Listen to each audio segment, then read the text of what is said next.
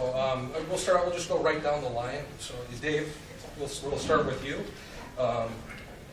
2 minutes. All right. Good evening. My name is Dave Thompson, and you know I had a very different experience growing up than most of you here. Number one, it was a long time ago. Lincoln was president, and things were in turn. No, not quite that long. But it was very different. I grew up in northwestern Minnesota, graduated from high school in East Grand Forks, and went to college across the river at the University of North Dakota. And I got my first cell phone in 1995. It was about this long, and about that wide, and about that thick, and I paid about $100 a month for 13 minutes a day. It didn't text, it didn't surf the internet, and things were different, very different. But I'll tell you something that wasn't different. That's the basic nature of humankind. And so really, although I grew up in a different era, graduated from high school in 1980 and then went straight to college, really my desires, my goals, my dreams, my aspirations were no different than yours. I think you want to have some control over your own life. I think you want to have unlimited opportunities as it pertains to government. Have the government stay out of your way and make sure that your opportunities and your chance to succeed and prosper are limited only by your talent and your motivation. So while the circumstances change and the years go by, and we live in different parts of the state, some people come from the central city, some from the suburbs, some like my wife grow up on a sugar beet farm, others grow up with parents that own businesses. The American dream is still the same, and that is to have as much choice, as much opportunity, and as many options as you could possibly have. And I'm here to tell you that right now, those choices and opportunities are limited primarily by an over-intrusive government that doesn't respect your liberties and the things that you care about. And so if I'm elected governor, we're going to have policies that are going to enhance your liberty, enhance your freedom, and make it easier for you to pursue those dreams. I'm going to focus on 3 areas: education, the economy, and healthcare. We'll get into those policies a little bit tonight, but I want to let you know what I think is the most important thing for you, and we'll talk about those things as the evening goes on. So one of the problems with going first is you find the technical problems. I'll ask you, on the microphones, there's a button on it. If you could slide that up, I think some of the microphones may be off. So I'm sorry, Dave, you weren't mic'd, but you have a loud enough voice. I've been told that. Mr. Farnsworth? And he used to be on the radio. I'm going to come over here too. Well, my name is Rob Farnsworth. I actually literally just got here right before this event started. I drove up from Hibbing, where I live with my beautiful wife Jamie and our 3 children, Hannah, who is 5, Isaac, who just turned 4, and Abigail, who is 1. I grew up in Chisholm, graduated from Chisholm High School. I went to college at St. Thomas, got my bachelor's degree from St. Thomas in history. Any Tommies in here? I know we're not at St. Thomas. Any Tommies? Yeah, Tommies. Any Johnnies in here? Boo, sorry. I forgot where I was going. Oh yeah, got my master's degree from Mankato in special education. My first year of teaching was up at Mounds View High School. I have a number of years teaching experience with the Minnesota Department of Corrections at 2 juvenile facilities, and now I'm currently teaching special education in Hibbing. And I'm sort of the odd candidate here. I'm the only one actually that could be one of the other Republicans. I didn't know that until tonight. I thought that was up to 30, so I guess I could do that. But I haven't held elected office, you know, and that's generally where a lot of Republican candidates come from. Lots of time. I haven't run a big successful business. I'm a little bit strange, but the beauty of that is that Minnesota is kind of a strange state. We have a bit of an independent streak in us. When you think of the governors that we've had, the senators that we've had, Rudy Perpich was a dentist from Hibbing. I was in college in 1998. It was one of the worst nights of my life when Jesse Ventura was elected. We elected a sort of comedian. I didn't think he was that funny, but we select kind of independent people. And I think Minnesota's ready for that again, to have somebody that's a little bit different. I just think it's time for a different candidate on the conservative side.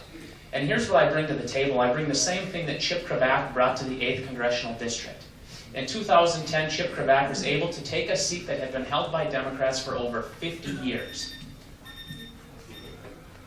Is that 2 minutes? Oh, yes. All right. Thank you.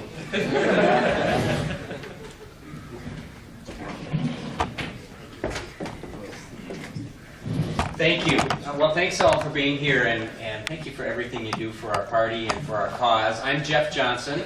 My background, I grew up in Detroit Lakes. My wife's from Crookston. We went to Concordia College up in Moorhead, Minnesota. I have spent most of my life in the private sector, both as an employee and as a self-employed business owner. My wife and I live in Plymouth now with our two sons, Thor and Rolf. Thor's in high school, Rolf's in middle school. And during the time that I was in the private sector, I also served 6 years in the Minnesota House, and now the last 5 years I've been the often lonely conservative on the Hennepin County Board. And I'm seeking your endorsement for governor, and I'll abide by that endorsement because I think it ought to matter, and I do believe it's our best path to victory in November. So tonight I'm going to ask for your support, but I want to ask for something else that I always ask at these forums, and that is, as you listen to us and watch us tonight, don't just view us from your vantage point as a Republican activist or a conservative activist, but at least for part of the night, try to put yourselves in the shoes of your non-Republican neighbors. And ask the question, what are they going to think of each one of these guys? Will they like him? Will they trust him? Will they actually consider voting for him? Because, like it or not, we're going to need a lot of those non-Republican neighbors if we actually want to win in November. And that doesn't mean we compromise on our conservative principles. I've never done that, and I never will. But as Republicans in this particular state, it's not enough for us to just say we're going to pick a good, solid conservative, and that's what we need to do. We need to do more than that. We need to pick a good, solid conservative who can form personal connections with everyday Minnesotans who aren't Republicans and who can share a positive, relevant, conservative message that actually inspires them to pick us over all the promises they're going to get from the Democrats. So tonight I just ask that you spend a few minutes in your neighbor's shoes because we're going to need them in November. Again, thank you for everything you do, and I hope to earn your support. Wow, look at that. That was amazing. Good evening, my name's Marty Seifert. I'm a candidate for governor. I got in the race late around Thanksgiving time. I live in Marshall, Minnesota with my wife Tracy and our children Brittany and Braxton. Went to college in Marshall. I grew up on a farm. I've been a high school teacher for 4 years. I worked in university admissions for 9 years, so I know what many of you are going through with trying to afford to pay for school, which is important. That's one of the tickets to the American dream. If you work hard and play by the rules, that you can realize the American dream, and I think we're all for that. I worked at the hospital last 4 years. I was 14 years in the Minnesota House of Representatives, including 3 years as minority leader. And I also have been a realtor and have owned my own business for 12 years. So that makes me about 74 years old. I'm actually 41. I don't look that young, but I am. My main issues are downsizing the size, scope, and power of government. I believe that individuals and families and businesses know how to run their own affairs without government telling them what to do all the time. Because I've worked at the hospital, I've seen the horrors of Obamacare firsthand. In education, we want choice and we want quality and we want academic instruction. We don't want the federal government dictating our education policies. And for transportation, 90+% of our population gets around on roads, and therefore that's where I think the money ought to go in that type of percentage. I ran in a district that was carried by many Democrats, but I got reelected with 60 to 70% of the vote. People like straight answers, and they like honesty. I've never taken a penny from a lobbyist in any of my campaigns, including this one. If any of you want to be an intern or volunteer for the campaign, we can sign up over there. You are the future of this party. In the Republican Party, we've had more funerals and baptisms the last few years. We need more of you to get your friends, your roommates, your girlfriends, your boyfriends involved in the party to grow not just the Republican Party, but grow and save the American dream. With that, thank you. God bless you. God bless the great state of Minnesota. All right, I'll turn to Andrew Hasek for the first question. Gentlemen, thank you all for coming. We appreciate it. As you probably all know, yesterday is President's Day. So, who's your favorite founding father or president, and why? You have 1 minute. We'll start the other way. How does that sound? Marty, for the first? Well, I have a hard time picking just one. I would say probably Jefferson would be toward the top of my list. And if you look at the Declaration of Independence and some of the genius that was brought forward, he really believed in the faith of the individual and the power of the states. Remember, the federal government is a creature or creation of the states. The states are not a creature or creation of the federal government. And that's something that the people in power in Washington are forgetting right now. that the 10th Amendment was written for a reason. There's a variety of others. I hate to just pick one, but that would probably be one of my favorites. He was a Democrat, by the way. Well, Marty stole my answers. This is a great start to the night. Honestly, I go back and forth between Thomas Jefferson and John Adams, even though they were extremely different people. But I would probably fall on the side of Thomas Jefferson just because of his love of liberty and his ability to put that into words and really inspire people. And, you know, I'll just second what Marty said, because I bring this up frequently. The federal government only exists because the states created it and allowed it to exist. And I think so many Americans, and certainly so many politicians, have it exactly backwards. They believe that states exist because the federal government created them, and it's the other way around. And we need to constantly be reminding Minnesotans of that every single solitary day, that the federal government exists because we let it exist, and we cannot allow the federal government to take away the powers of the state or the liberties of individuals, as we're doing on a daily basis right now.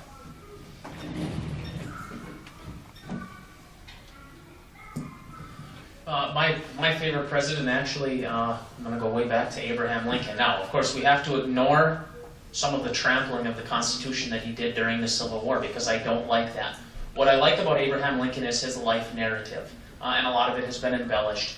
But, you know, coming from sort of humble roots, trying to make it in business, he failed in business. One of the things I admire most about him is that at the time that he failed in business, most people would have just gone to another city, disappeared, and not paid off their debt. But he stayed, he paid off his debt, he lived personal responsibility, and I think that is what we are missing for the last 50 years, is this idea of personal responsibility. And I think as a person, as a human being, Abraham Lincoln definitely embodied that. And he embodied the idea of self-sacrifice for something greater than himself, and, you know, eventually dying for his country. It's tough to pick, but I'm a James Madison fan. I think that when you look at America and you look at what it stands for, a constitutional republic, that the person who focused so heavily on putting pen to paper to create the document and the rules that we have, that if adhered to and followed, which we are not doing now, can protect our liberties in a way that is unprecedented in humankind. I think the genius behind that is admirable, and I'm a big James Madison fan. All right, for the next question, I'll turn to Adam Motzko. All right, thanks guys for being here. Being that we're all young people, most of us, or if not all of us, are still in college. And so the next question has to do with education. Across the nation, college graduates have buried themselves in a record amount of student loan debt. What do you believe is the proper role of state government when it comes to providing affordable, quality education for college students? This time I'll ask Dave to start first. Well, look, I believe that I'm a big believer in providing support for students to go to college. I am a bigger believer in loans than I am in a lot of other kinds of grants and that sort of thing. You know, you may not like to hear this, but I'm going to tell you the truth. There has to be an element of personal responsibility. And I think that people who are going to college have to determine whether they are going to get a rate of return on the money that they're sinking into their education. So I believe that it's great, and that Minnesota provides a strong support for its state educational institutions. I think we need to continue to do that. By the way, pouring money in from the state doesn't necessarily bring the cost down for students, because we tend to see at the time that states are increasing subsidies to universities, tuition costs are going up concurrently. But we certainly need to provide a good university system and help the private college students. But ultimately, you got to decide, will I get a rate of return on this? One of the first areas that I would look to reform is actually our education system. And what I would propose is that we have a much stronger partnership between our high schools and our colleges and universities, much stronger than the PSEO program that we have now, so that every student in Minnesota has the opportunity to walk out of high school with 2 years of college done and paid for. A lot of you in this room took honors English, AP economics, didn't get college credit for it. Why not have schools partner with colleges and universities, Instead of taking AP economics, take college level economics, get college credit. You could have 2 years done and paid for with 0 student loans. That knocks half of the student loans out before you even get out of high school.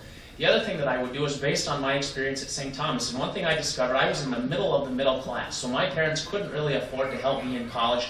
They never thought that any of their kids would go to college. So what I learned is the kids where their parents made a lot more money than mine, their parents paid for it. The kids whose parents made a lot less money than mine, the government paid for it. We need a much more equitable system for student financial aid. You know, one of the keys for me when it comes to both education, K-12 education funding and higher education funding, I would like to move more towards a system where the student or the child is being funded rather than the institution. So whether it's a college or whether it's a K-12 school, right now, most of the money from the state goes directly to the school. And I would like to move in exactly the opposite direction, including in higher education, because it creates a sense of competition and accountability that is not there right now. And, you know, as Dave mentioned earlier, when we talk about rising tuitions, the government is at least partly responsible for that, because when you continue to pump money into the schools, it makes it easier for them to raise the tuition and then give some of that back as financial aid. If we were to direct more of that money, ideally almost all of that money, into students to shop around, I think that'd be the best thing we could do for alumni.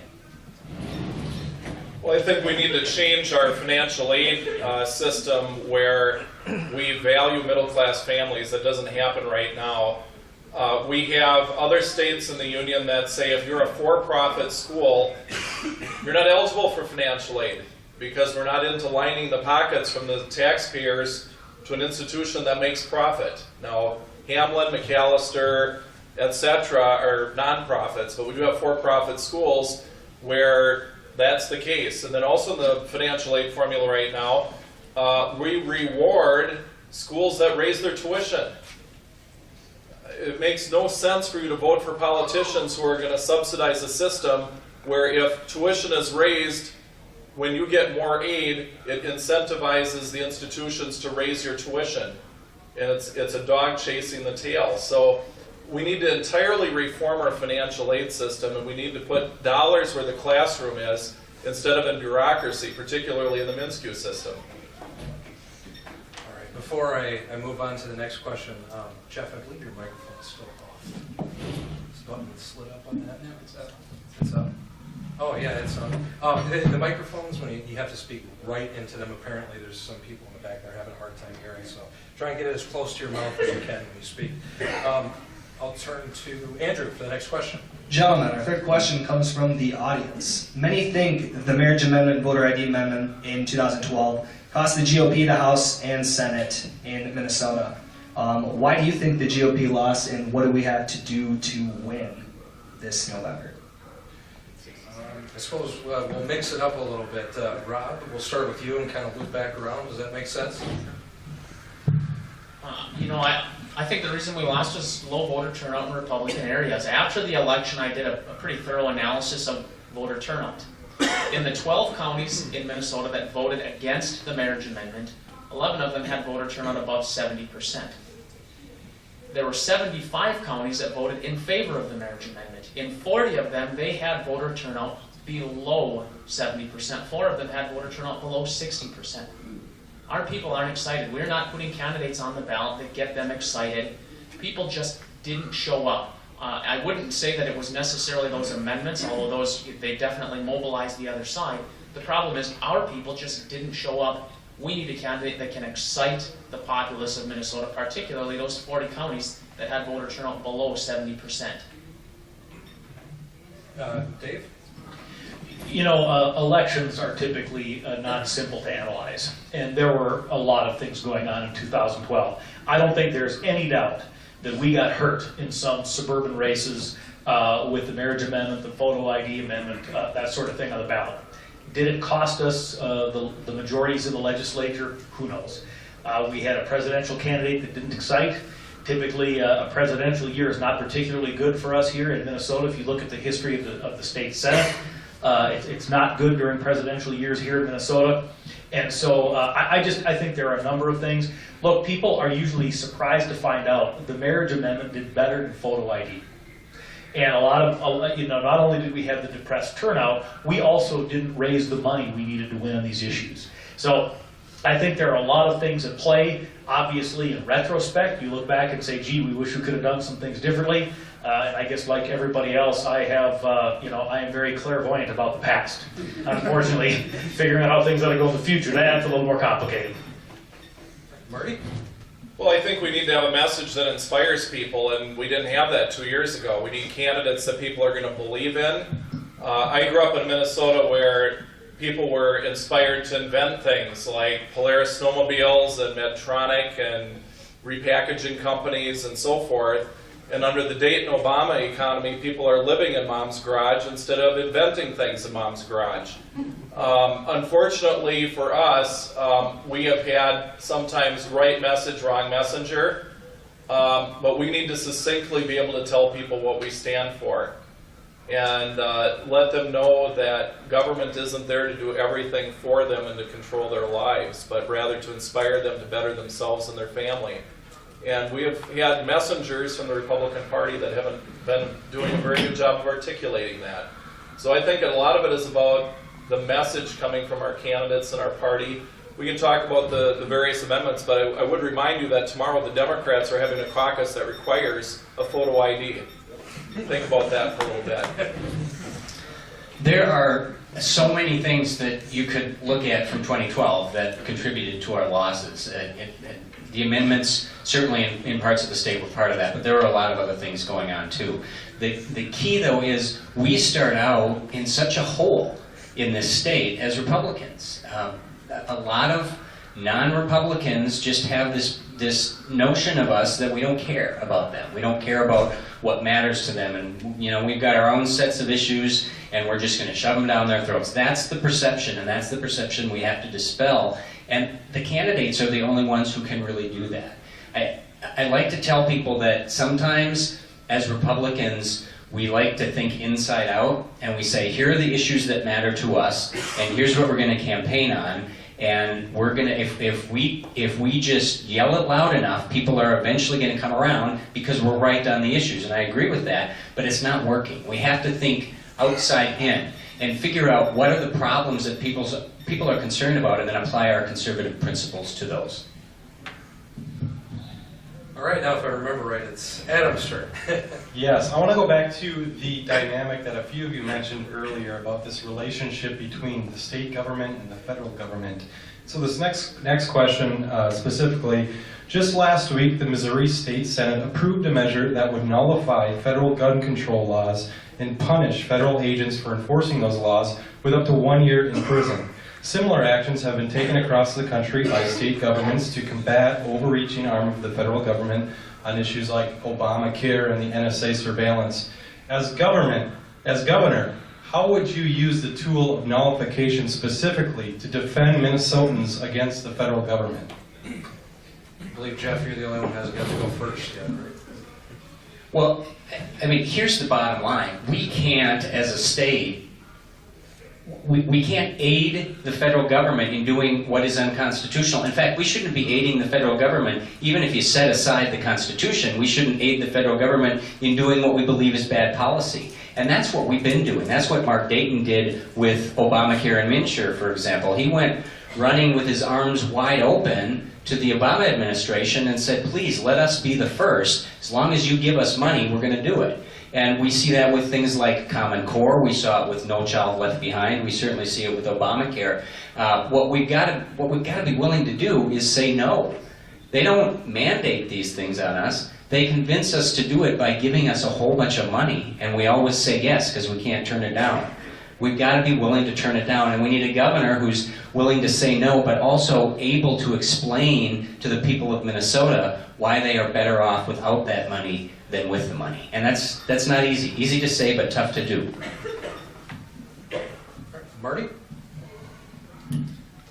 Well, I'm going to be a bit frank on this question, and I spoke at a Tea Party last week, and I gave them the same answer. When you use words like nullification, people think you're going to overturn civil rights laws all sorts of scary things. So whatever you want to call it, on the state level, we need to understand that there are certain things that the federal government is enumerated to do in the Constitution. And there unfortunately has been a very blurry line pushing in on doing things the states ought to be doing or that local governments or individuals ought to be doing. So I'll give you one example. When No Child Left Behind was invented by Mr. Bush, and I was in the legislature, I was against that. And I said, we need to get out of this. Now, when people say they're against Common Core because Barack Obama is a Democrat and a liberal, that's the wrong answer. The right answer is the federal government shouldn't be involved in dictating K-12 education policy. And so as we find things that aren't enumerated in the Constitution, we need to stand up and say, here's the things that make sense. Dave? Since my first days in the media, on talk radio and television, I have been fighting the fight against an overreaching federal government. The fact is that the controlling law in America is that nullification is not going to be upheld by the courts. And so it'll be interesting to see, I assume this will be a test case, to find out if in fact nullification is upheld. I believe personally that our best weapon against federal overreach is, number one, electing the right people to federal offices that will limit the scope of the federal government, and in particular, United States senators that don't approve federal judges at the district court level, the Court of Appeals level, the circuit courts, and the Supreme Court that are willing to take any little string and allow the federal government to overreach. So that would be my first option. So I know there are many people that are going to say, well, if you aren't interested in nullification, then you don't believe in holding back the power of the federal government. Not true. It's just, since Marbury versus Madison, it's pretty tough to do those kinds of things. But we need to push back against the feds, no doubt. Rob? I agree with Marty that nullification it just sort of has this idea with people that aren't necessarily Republicans, it's a bad thing, that we're going to overturn the laws. My solution for dealing with a lot of this overreach actually is Article 5 of the Constitution, and probably many of you know what this is. Article 5 says that if 2/3 of the state legislatures call for a constitutional convention, then one must be held, and then with 3/4 of the agreement of the states, those constitutional amendments will be ratified. So basically, you have a Congress that isn't going to set any debt limit. That, even the Republicans just passed on it. We're not going to get a balanced budget amendment. We're not going to get term limits.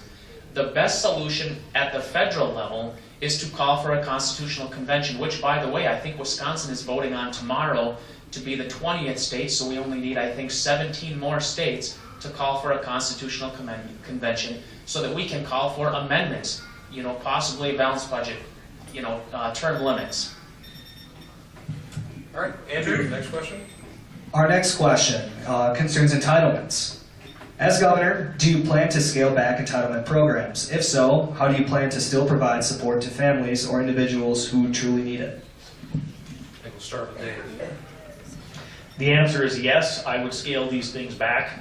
The key is to determine which of these programs are truly providing a hand up and helping people to become functional, productive citizens and take care of themselves, and which ones are creating disincentive for that and miring people in a lifetime of government dependency, which destroys our economy, but more importantly, destroys the human spirit. So we've got to determine which of those programs are not working and discontinue them. I don't believe that people in this country, the vast, vast majority, think that our young, our elderly, and our infirm should be left in the streets without hope and without 3 square meals a day and a place to live that protects them from the elements. But it's a small percentage of the population that can't take care of themselves. So we have a lot of people that are dependent upon systems that create incentive to stay on them and not become self-sufficient. We've got to review our systems, review our programs, get rid of those that don't work, and stick with those that do. Rob?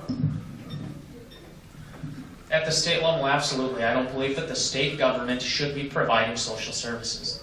These are services that should be provided at the county level. And so basically, here's what happens. We pay taxes, we pay sales taxes, and we pay income taxes, we pay all sorts of taxes. And it goes to St. Paul, and then St. Paul sends it to the counties and says, here, provide these social services. We don't need the middleman. If we lower taxes, if we lower our sales tax, and if we lower our income tax, if we lower, get rid of business taxes, then counties, and at the same time as we lower those taxes, if we say we're also cutting back on social services, then counties can decide, okay, we want to continue to provide these services or we don't want to continue to provide these services. Now the nice thing is about that plan for somebody like me, I live in Hibbing, it's about 3 hours and 10 minutes from here, so 3 hours and 15 minutes from the Capitol. I'm not likely to show up at the Capitol to talk to my legislators to say, you need to stop spending on social services. But I am likely to drive an hour or a half hour, depending on where they have our county board meeting, to tell the county, stop spending so much money on social services. It needs to be done at the most local level. Joe? This is my life on the Hennepin County Board right now, actually. I mean, if there's one area of focus other than trying to slow down the trains, it is trying to reform our welfare system so that we're actually measuring whether programs help people become self-sufficient or not. And one of the three main goals that I've talked about since day one of this campaign is to start an audit of every program that taxpayers fund, and we'll start with the human service programs, the welfare programs, because they're easiest to measure. And the ones that can prove that they're actually doing what we claim to want them to do, which is move people from welfare to self-sufficiency so they can take care of themselves and their families, we should celebrate those programs. But the programs that don't do that, the ones we fund because it makes us feel good, and there are so many of them, that actually aren't helping people, they're making things worse in many cases, we need to end those programs. And that message is so much more powerful for us as Republicans than we're going to cut X percent from the welfare rolls because we lose half the population the minute we say that. But if we say we're going to fund what works and stop funding what doesn't, we'll get to the same place with a better message. Marty? On entitlement reform, I've been very strong on this. And simply, entitlements is when you reach a certain age or income category, you are entitled to a program without question. So the state government has a standing appropriation to support you. We need to entirely reform how the system works because we've, unfortunately, under Mark Dayton and the Democrats in the legislature, they've blown off asset requirements for welfare. So you can have people with lots and lots of money in their savings, very nice vehicles, et cetera, but if their income is lower, they don't have to tap into that to provide for them and their family. So if you believe in self-reliance, the system's going in the wrong direction. And our entitlements are so out of line with the other states, we are a magnet. We attract tens of thousands of folks here from other states and other places to enroll in our welfare program. So we need to reform that. And maybe it means leaving the program the way it is for people right now, but for new enrollees, we put in the new program. But I'm also going to be for corporate welfare reform, like Mr. Wilf's entitlement for $500 million. That's an entitlement that needs reforming too. So I'm going to point out to the audience here before we get to the next question, we have time for about 2 more questions. So if there's something that you'd like to ask the candidate, make sure you fill out that card and get it to Danny ASAP. So with that, we'll turn to the next question. Adam. All right, the next one is from the audience. I think this is something prevalent to conservatives and libertarians on campus, something we run into very often. The question is, the GOP is often accused of being big government on social issues, while smaller government on the economy. What, in your opinion, is the relationship between promoting a moral culture and supporting limited government? Marty, would you like the answer first? Well, if you want to boil it down to government, it's to protect life, liberty, and property. And so people struggle sometimes and they say, well, it's to protect life, liberty, and property. You have the liberty of one person and the life of an unborn child, and so therefore there's some conflict there. So I think a lot of it is definitional, depending on the person making the argument on defending life, liberty, and property. I am what I am when it comes to the various issues of the day.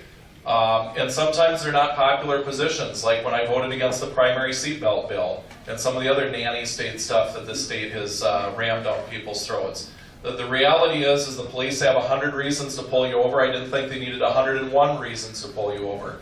So, you know, people don't want to hear that in some of the law enforcement community, but the reality is that Minnesota's law books are chock full of much too many things, and frankly, Republicans have been as guilty as Democrats by putting some of these things into the law book. So let's start repealing some of those things. Jeff? Well, one of the main functions of government is to protect us from harm from other people, not from ourselves. And so, you know, Marty mentioned the nanny state. And we are seeing that every day in Minnesota, whether it's at the local level or the county level or the state level, is government has decided that it needs to protect us from ourselves. And it needs to help us make better decisions about where we live, or what sort of transportation we use, or what we eat, or what we drink, or what we teach our kids. And it's really, none of that is any of government's business.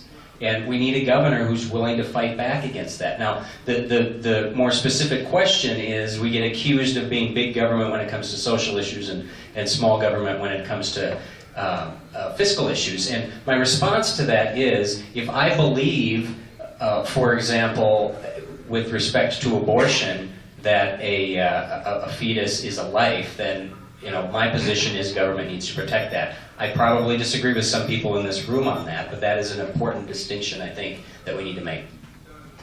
Rob?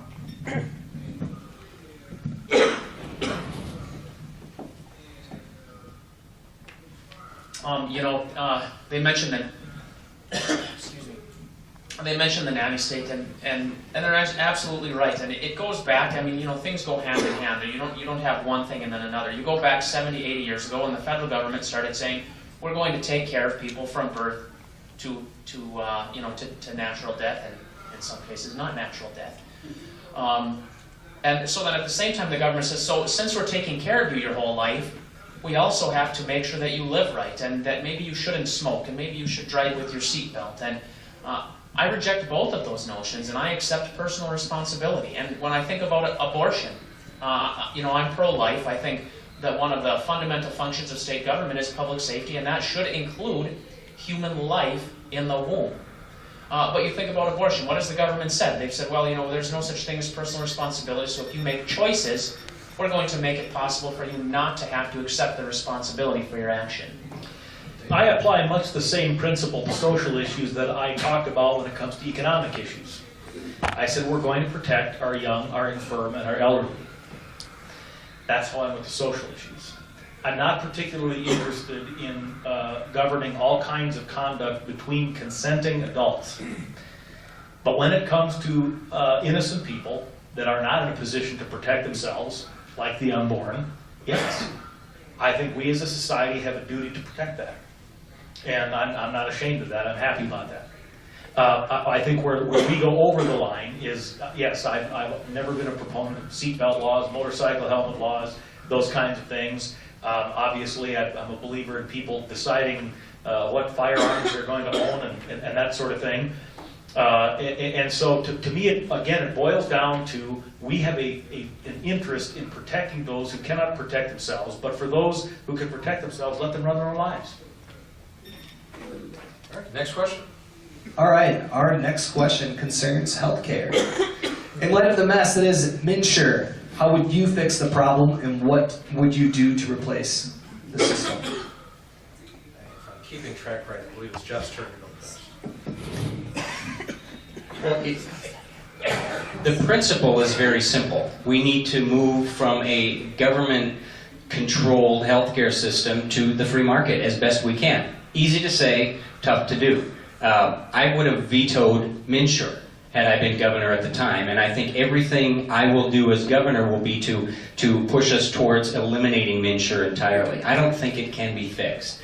And sometimes I think we make a mistake as Republicans because we talk about it as though the main problem is the technology and that the website doesn't work, and that's true, but that's going to get fixed at some point. We'll spend 20 times more than we should to fix it. But that's not the problem. We've got to make sure people understand that the problem with MNsure and with Obamacare in general is the fact that government is limiting the options and the choices of consumers. The more choice you give consumers and the more options you provide to them, the higher the quality is going to be and the lower the cost is going to be. It's a pretty simple concept. So that has to be where we're constantly moving. I'll move to Rob. Before the federal government takeover of healthcare, Minnesota had the best health system in the world. By pretty much every account, if you take some of these statistics, that the Democrats like to say, well, what about life expectancy? These other civilized countries have higher life expectancy. Well, if you take out highway deaths and violent deaths and you just count natural death to natural death, we won. And they say, well, what about infant mortality? Other countries don't count babies that are born before 24 or 20 weeks. we count every baby that's born with a heartbeat as live. So if we counted those numbers the same, we win again. We had the best health system in the world. We could get rid of MNsure, return to the system that we had in Minnesota that, by the way, allowed everybody access to health insurance if they chose to get it. The problem is there were so many people who chose not to get health insurance that they didn't have it. So they came up with a solution for a problem that didn't really exist in Minnesota, and if we were to return to the system that we had, it would be much better.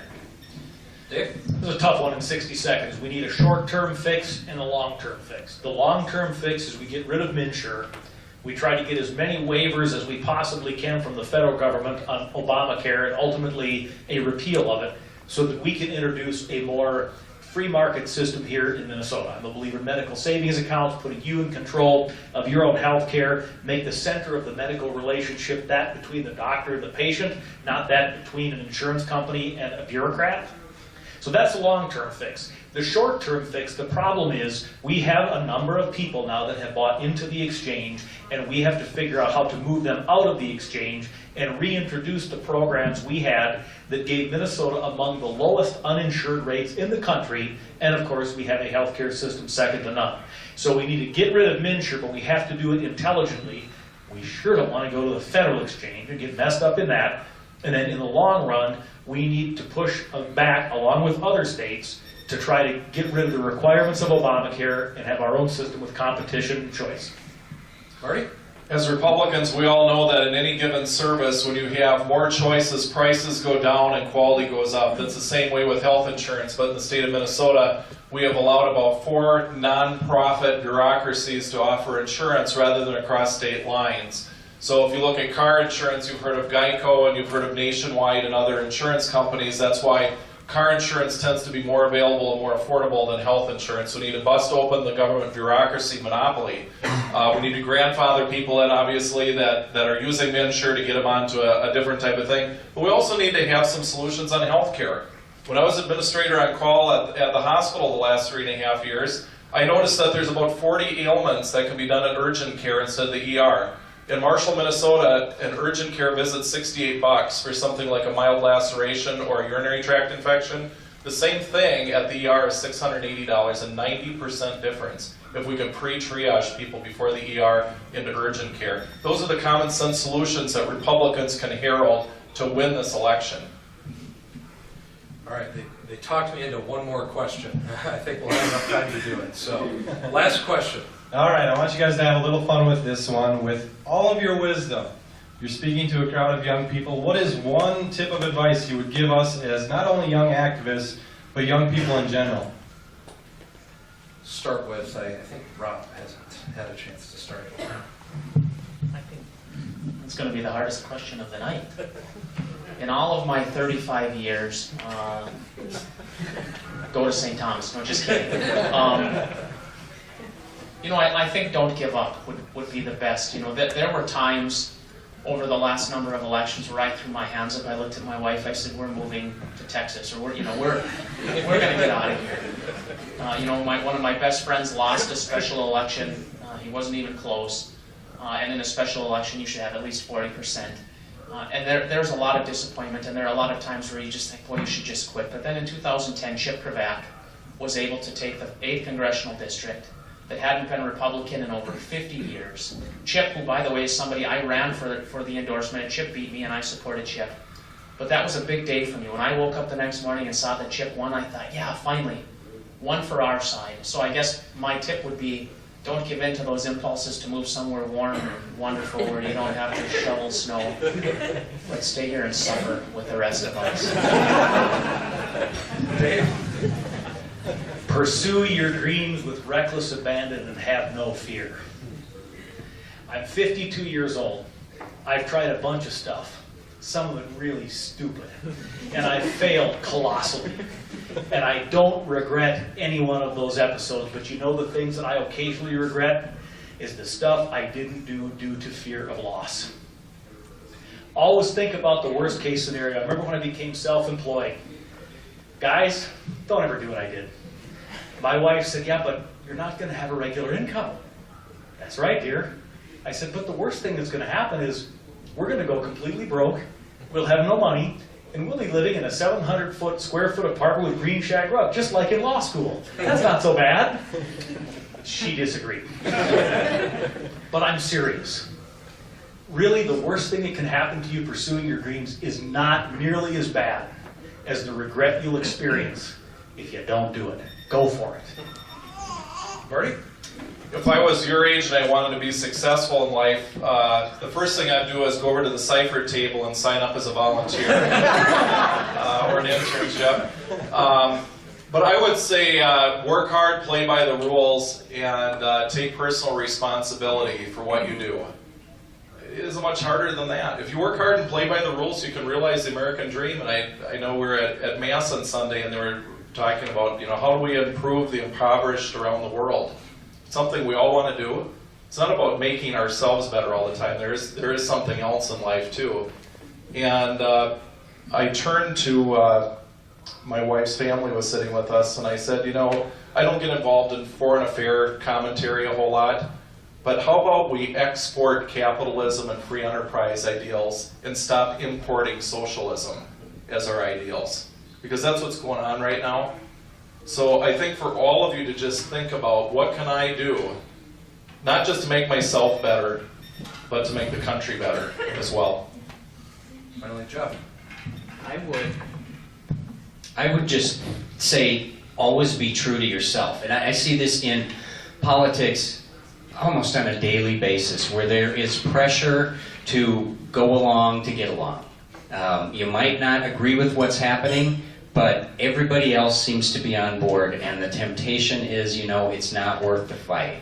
And that's kind of what I live on the Hennepin County Board. There are a lot of 6-to-1 votes, and I happen to be the one in the 6-to-1 votes. And sometimes I get a little ridicule for it, and sometimes I get a little criticism for it, and sometimes my colleagues are mad at me for a while, and I got to live with that. And I'm like everybody else. You like people to like you, but that's not what life is all about. And I can guarantee you, if you are always true to yourself, it doesn't mean you need to be loud or obnoxious, but if you're always true to yourself, you will never ever regret that, whether it's in politics or anything else. All right, now we're going to move on to the 2-minute closings. I think we started with Dave last time, so I'll ask Marty to start the closings. The thing I would caution the candidates to talk about is to remember, you're all fighting against Governor Dayton. We understand that in this room, but as of right now, you're fighting for the endorsement, for the Republican Party endorsement. So when you give your concluding remarks, I'd ask you to try and focus. What is it about your candidacy that would make you the next great governor of the state of Minnesota? First of all, thank you all for coming here today. Appreciate each and every one of you taking out of your schedule. You can simply go to SeifertForGovernor.com, and there's 2 videos on there that will be on the top front of our page. One of myself and Almanac, because I was the winner of the balloting here a couple weeks ago. Talking for 5 to 6 minutes about my vision for Minnesota and answering some questions. And below that, we did something unprecedented at SeifertForGovernor.com. We put Governor Dayton's 5 to 6 minutes on Almanac, unedited, full length, which we can't find another candidate in the country that's actually put their opponent's full length unedited video on their own webpage. But I'd invite everyone in this room to do that, because as you look for a candidate for endorsement, we need someone who's going to defeat Mark Dayton, not just the other Republicans in the race. Someone that is going to be able to talk to the average butcher, baker, and candlestick maker across the state of Minnesota and say, I am one of you, born, raised, and educated in Minnesota my whole life. I understand what it's like to be a regular middle-class Minnesotan. And while Governor Dayton may talk about charts and graphs or how the economy is doing, I care about how your income and your budget is doing. Because with the changes they've done with health insurance and taxes and fees and all of the other growth indicators like your energy costs, the gas in your car, the fuel in your home, and the anemic growth in wages, the average middle-class family is worse off in 2014 than 2013. At least that's what I'm hearing from the average person out there in the state of Minnesota. So while state government might be flush with money, the average middle-class family is not. And so that's what I want to change as your governor, to get it out of your way, to not be increasing your fuel costs, to not increase your health insurance costs, to not be raising your taxes and your fees, allow you to keep more money for you to raise your own children and for you to thrive in your business and your individual lives. That's what this is all about. It's who can beat Mark Dayton. I can do that. Thank you. God bless you, and God bless the great state of Minnesota.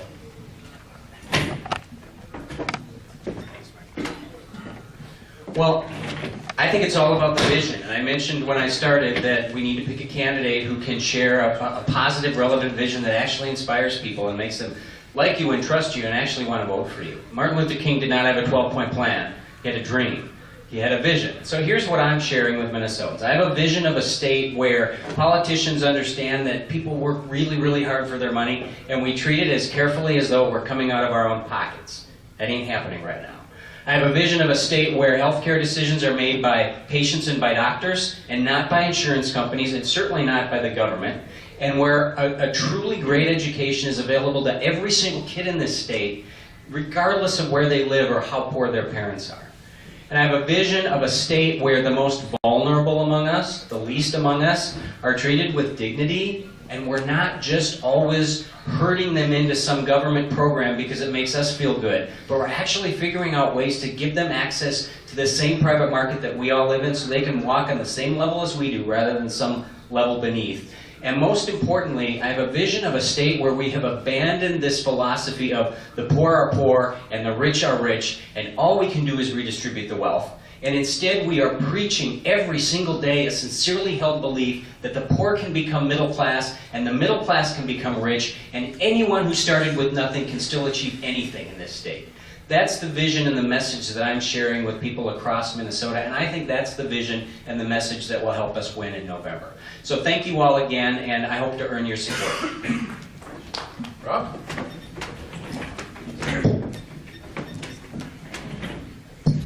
Well, thank you again for the invitation to come. I'm going to ask you to think outside the box when you think about who you're going to endorse, who you're going to support. And think back the last 20 years. A lot of you were maybe not even born then, but 20 years ago was the last time that the Republican Party actually got more than 50% on a statewide race. In 1998, when Jesse Ventura won his election, he changed the dynamics, and ever since then, we put up good, solid conservative candidates who can get about 45% of the vote, and then we cross our fingers and hope that the independent takes more from the Democrat than from us. Is there anybody that's sick of that strategy? Nobody? I'm sick of that strategy, and that's why I'm here. We need to be able to get to 51%, and I believe that I am that candidate. Now, I'm a little bit outside the box. I grew up in Chisholm. My dad was a 33-year union member. I'm a 16-year union member. I was local union president for 2 years. And my wife is a union nurse. There are 351,000 union members in Minnesota. There are over 1 million people in Minnesota that are either in a union, married to a union member, retired union member, or the adult child of a union member. That's 1/5 of the population that the Republican Party has pretty much said, we're not going to try to earn your vote. Chip Kravac proved in 2010 that we can earn their vote, and we can turn Minnesota red, not just a little purple. Not win one election, we can turn Minnesota red because these union members are angry. They're mad that the mines aren't opening. They're mad that the Democrats are trying to take their guns away. They're mad that the environmentalists in Minneapolis are setting the agenda. They're mad that Obamacare is causing their health care costs to go up, and they just need a candidate to vote for. We can get 50, 51, 52, 55, even dream of 60% in Minnesota because that is the most conservative group in Minnesota that does not vote Republican on statewide tickets. And we should be able to do better. We can. I'm asking for your support. Go to robfarnsworth.org. Check out all the issues that we have there. Learn more about the campaign. Thank you. Right, Dave? Thanks for coming out. The question was, why would we be the right person to be governor of the state?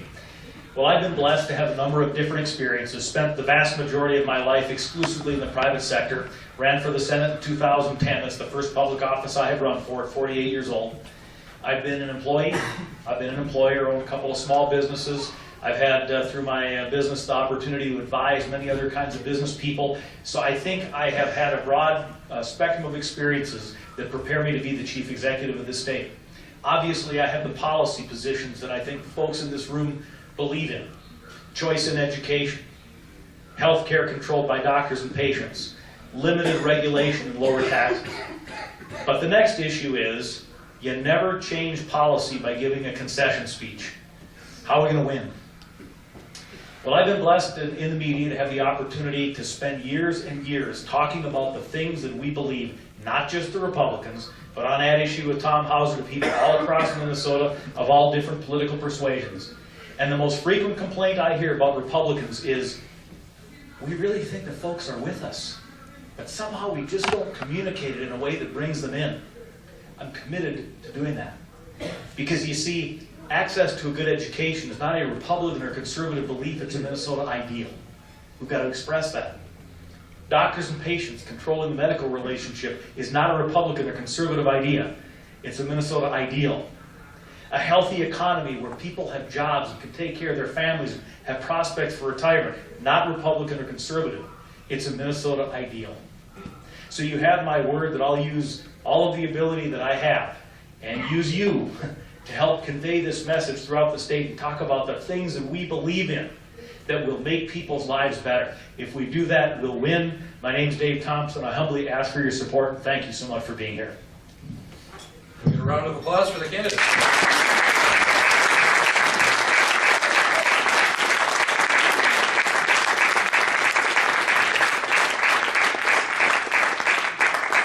That concludes our debate. I know that some candidates have to leave, but others will be staying. You can feel free to help yourself to the remainder of the hors d'oeuvres. I don't want to take them home with me, so clean us out, get a chance to mingle with the candidates. But thank you all for coming. Thanks. And that,